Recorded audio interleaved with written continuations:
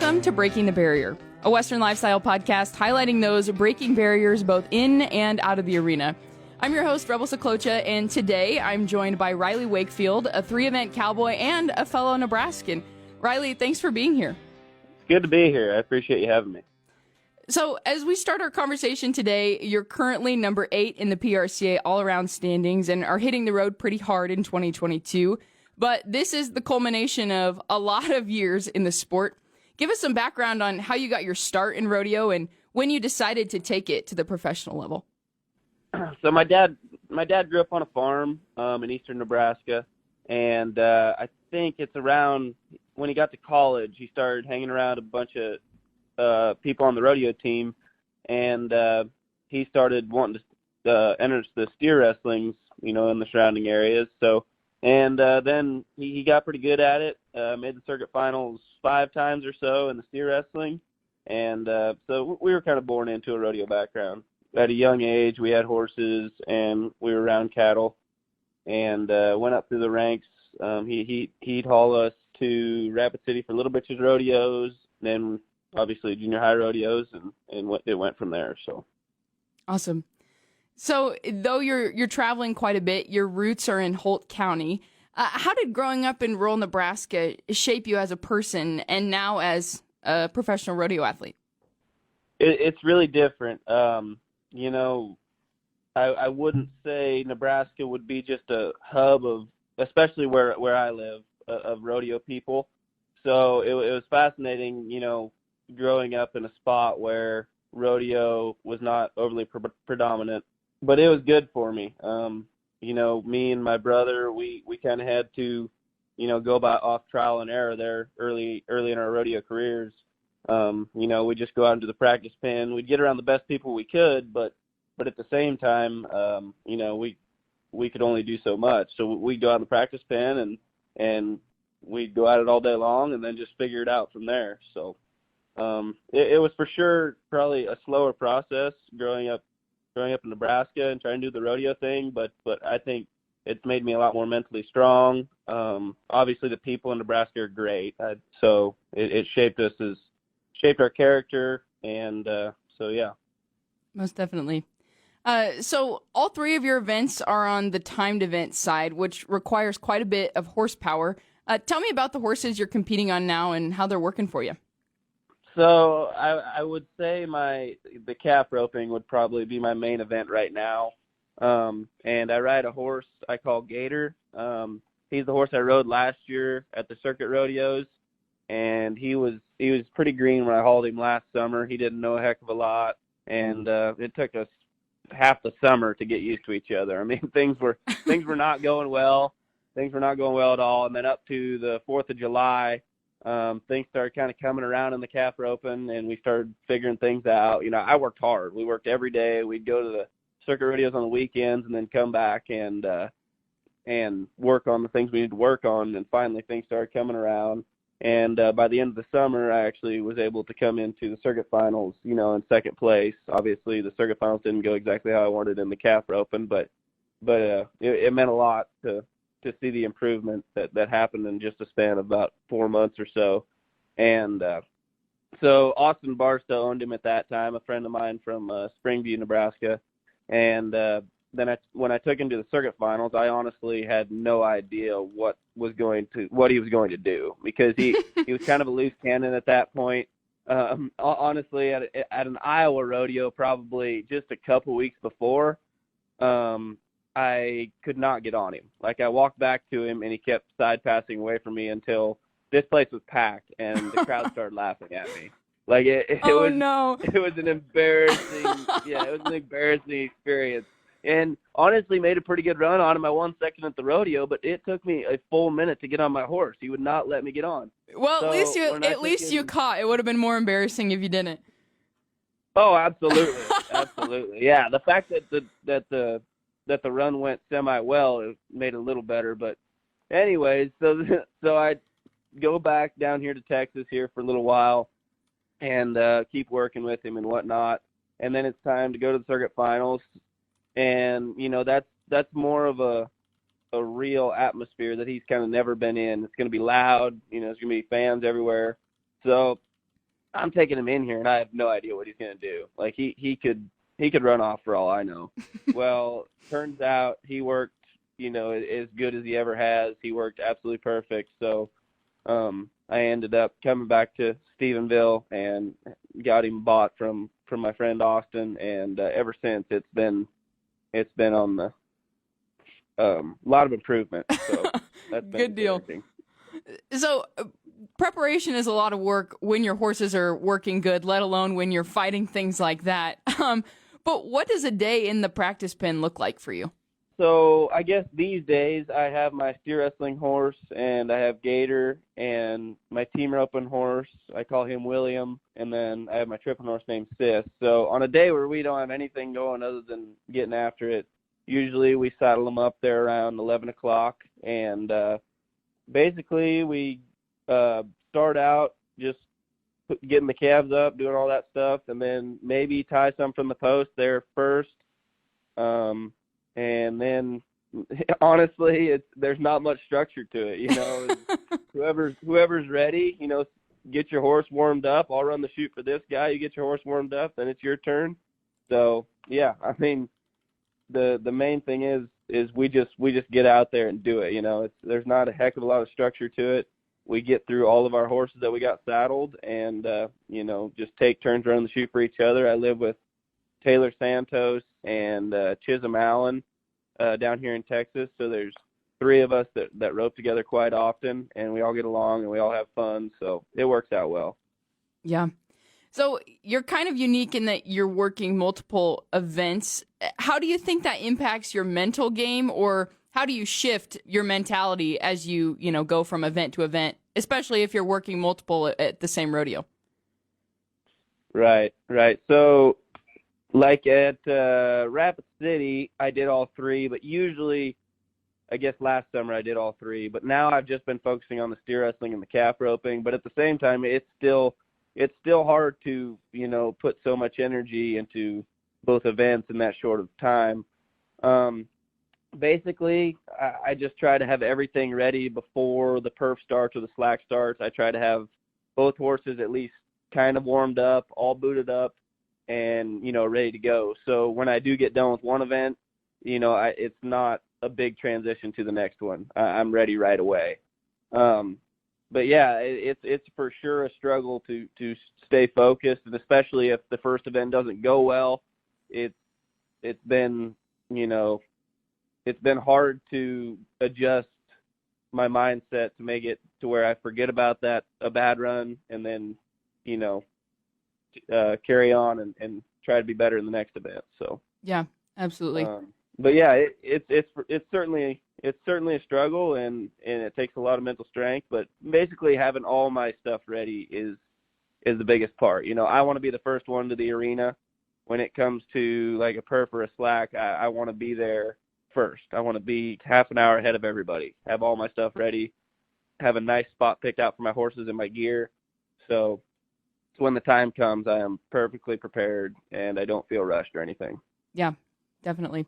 So we talked earlier about Nebraska. Obviously, we have a strong farming and ranching community up here, but from a rodeo perspective, obviously that's a lot stronger where you're at now in Texas. If you're living with Taylor and Chisholm, you're surrounding yourself with kind of this iron sharpens iron mentality.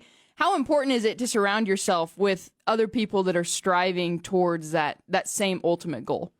Oh, it's so important. So Taylor is a very, very good competitor. He has just such a good mindset. He doesn't let things bother him, and that has rubbed off on me a lot. He doesn't get mad when things don't go right. He fixes it. So, and that's been a huge part. And just being able to have guys like Chisholm and Taylor, you can take something from each of them. They're both really good horsemen. They know a lot about, how to make their horses keep working. And I'd say that was a weakness of mine when I came down here, was how to keep my horse working, what I wanted it to look like. And so being around them, it's been huge, letting me see how they make their horses work consistently. And then at the same time, I'm big on the working out and trying to stay healthy. And that's something I think that I've kind of rubbed off on them, is making sure you're stretching and doing a lot of physical activity, lifting weights, things like that. So, yeah, no, it's truly important. It's truly important to have people around that you can learn from. And, yeah, so it's been good with Chisholm and Taylor as far as learning things from each other. So, Yeah. There's really been a lot of movement in the rodeo industry in the last few years, elevating the sport from the Cowboy Channel, making it more accessible, to rodeo cowboys seeing themselves truly as professional athletes and not just as cowboys per se. What are some changes that you foresee happening in the next few years, or that you'd like to see happen? I guess just the same thing that's been happening. You know, there's been more added money events in the last, I guess, 6 years, however long I've been in or was in college. We've gained the American. We've gained the World Champions Rodeo Alliance. I mean, 2 associations or events that have changed the game. And then we have the Cowboy Channel. You know, there's nothing better than driving down the road to the next rodeo and watching the Cowboy Channel at the rodeo you were just at. So I think we're on the right path, honestly. I like what I'm seeing.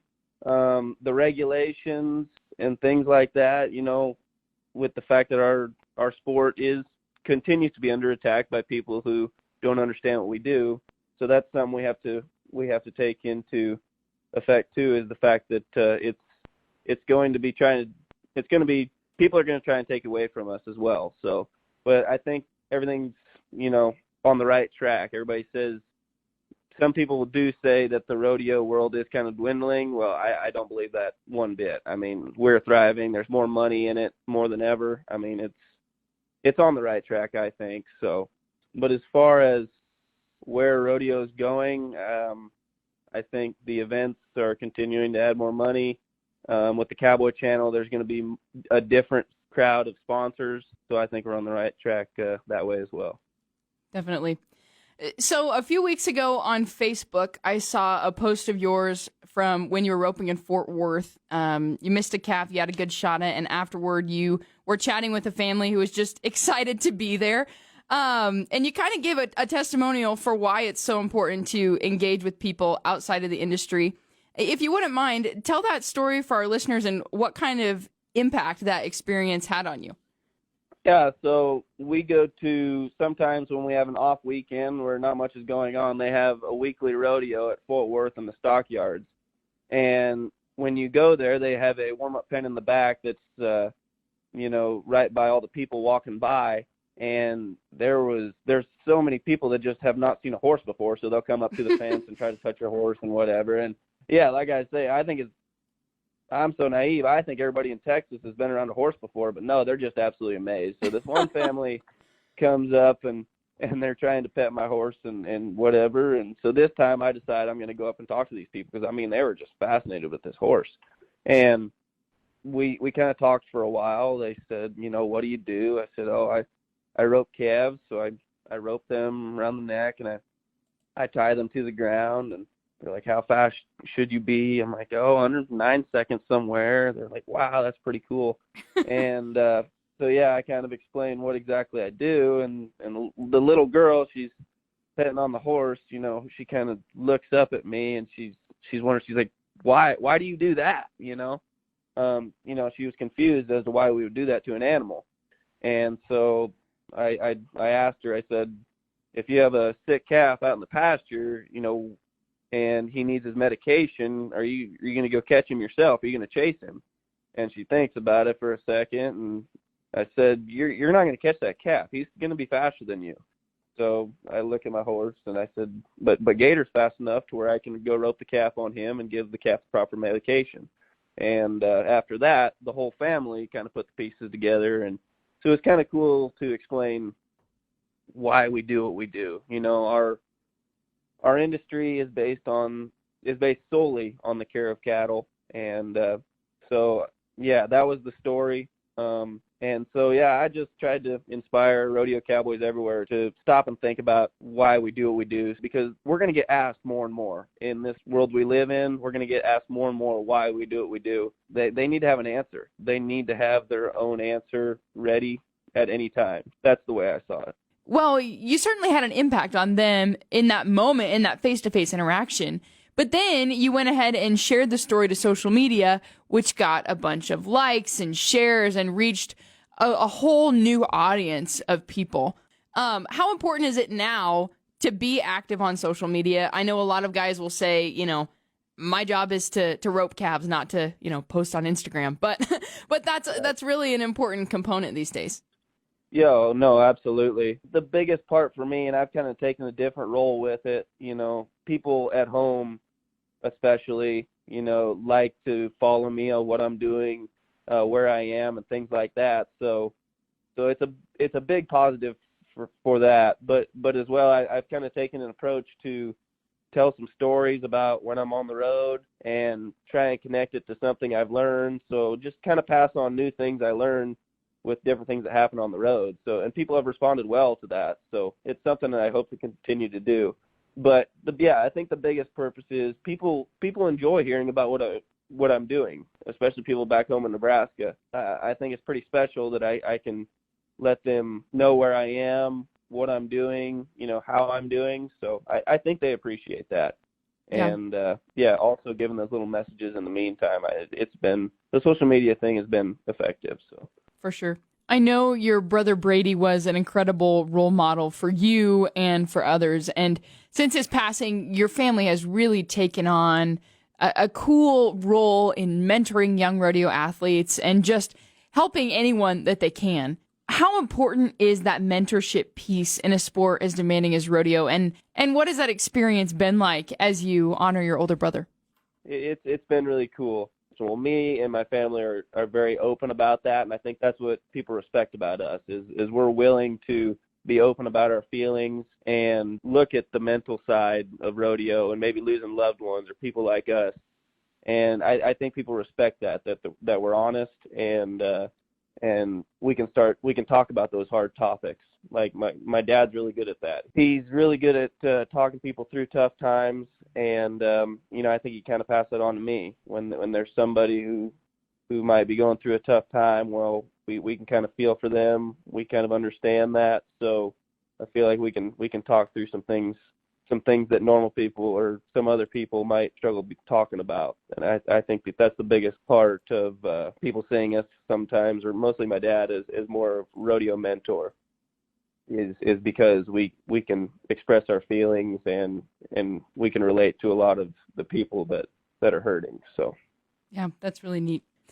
So switching gears a little bit, we're chatting now at the beginning of April.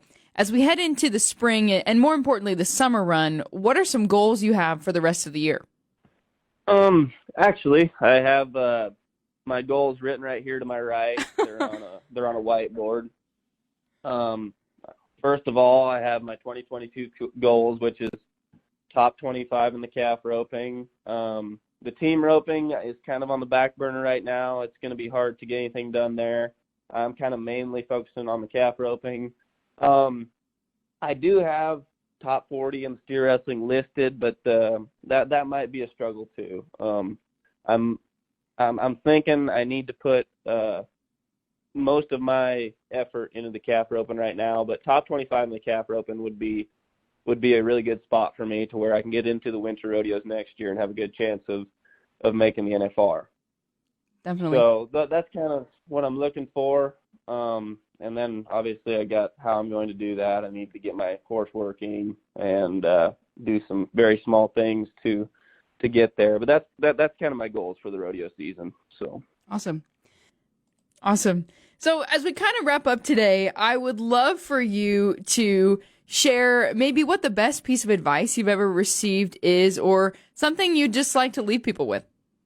I'd say with the rodeo thing, it's basically do what makes you happy. I liked going to college. I liked doing a lot of things, but I've worked my whole life to go rodeo. We drove a lot of miles. We put in a lot of time. And so I would say if there's something that makes you happy, whether, no matter how much money it takes, no matter how much money it pays. I mean, if it's not the right situation, take that step to do what makes you happy. Like I say, there's a lot of things I need to fix in my rodeo, especially in my calf roping. I got my calf horse. There's still a lot of holes there, but I feel like we're on the right track. The most important thing I could tell those people is do what makes you happy. Take the path that will bring you the most peace. Great things to keep in mind for sure. Well, Riley, thank you so much for taking the time to share your story today. Once again, that was Riley Wakefield, 3-event rodeo cowboy and Nebraska native, currently making his home in Texas. And at the time of this recording in early April of 2022, he is ranked number 8 in the PRCA all-around world standings. Thanks so much for tuning in to this week's episode of Breaking the Barrier. As a reminder, new episodes are available every Tuesday and can be found on Spotify and Apple Podcasts. Breaking the Barrier is hosted by me, Rebel Sjeklocha, and is produced by the Rural Radio Network.